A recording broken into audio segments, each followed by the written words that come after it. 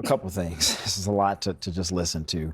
In 1975, you had the Apartheid Expropriation Act that pertained to land.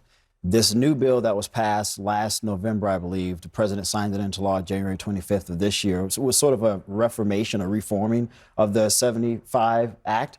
And essentially, what this act was attempting to do was to correct the apartheid leanings of that bill, which did allow the government at the time to take land away from blacks. I looked this up. I read about it because I was really curious about where this was going to go. Now, the president, from what I did read in South Africa, some of the local news there, is actually finding himself in a lot of trouble with some of the more hard-lining South African political alliances there, because they want the president to take a harder stance to almost in a retribution, if you will, to take the land away from the white South Africans. And the president has said, I'm not going to do that, which I appreciate the president. And he sort of made that clear tonight. And even President Trump said, you may not be doing it, but there are cases of individuals who have killed some South African white farmers and they have taken the land. That is true. And the president did sort of clarify that.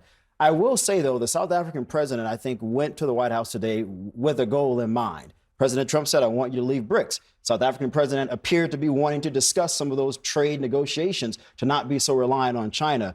So for me, I get why this is a big issue for a lot of people. But I think as it pertains to the United States, if we can have bilateral trade with South Africa that weakens China's global position, that to me is way more of an impactful thing than what we're talking about domestically here in the U.S. It is important.